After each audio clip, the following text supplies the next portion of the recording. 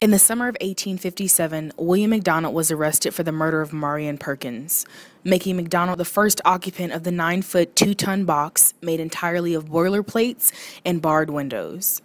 Before the tragic event, San Bernardino was simply a vast land of rolling hills, magnificent mountains, and glimmering lakes.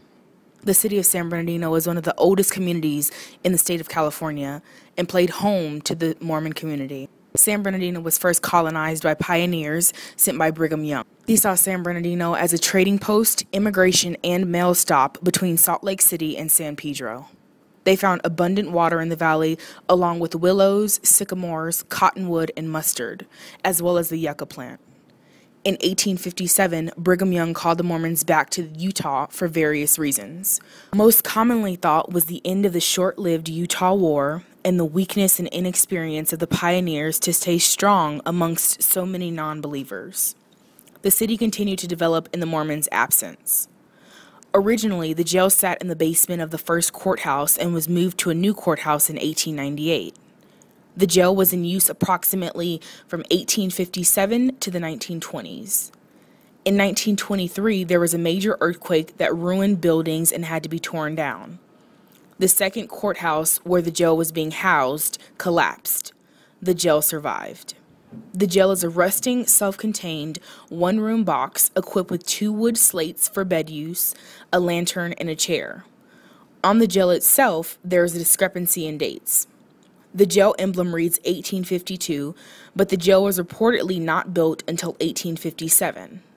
According to local historian Dr. Leo Lyman's book, San Bernardino, The Rise and Fall of a Californian Community, he states that in 1851 to 1857, the relatively law-abiding Mormons created so little riffraff that there wasn't an urgent need for jail.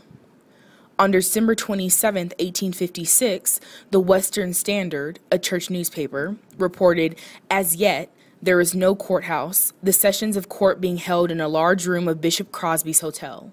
Neither is there a county jail, nor much need for one." Steve Shaw, the president of San Bernardino Historical Society, validates these claims. In my recent interview with him, he touches on the discrepancy in dates.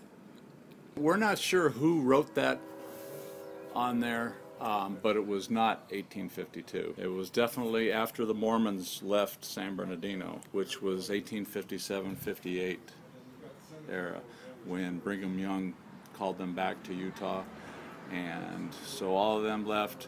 While they were here, they used to use people's houses to put criminals in.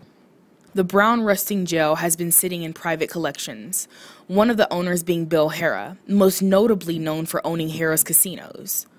After Harrah's sold their property, 2 collectors from Redlands bought it. It sat in Coop's Coins, which present day is located in the Carousel Mall.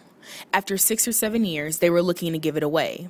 They approached the county sheriff, but the sheriff's department insisted it sit in the lobby of the Chino Hills jail. The 2 owners thought it best for it to stay in its place of origin.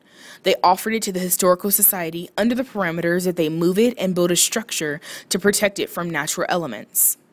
This used to be a rose garden in here.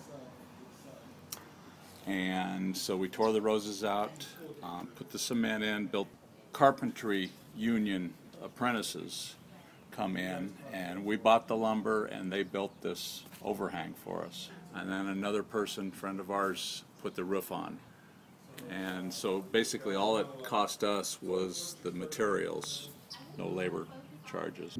On July 16, 2004, the jail was transported 8 blocks via tractor. Volunteers Jim Stalker, who was 72, and George Butler, 80, transported it from the storage on South D Street to the Society's headquarters at 8th and D. Patrons from all over come to see this wonder. It's a huge part of San Bernardino's history, and I'm glad it's made its way back to the San Bernardino Historical Society.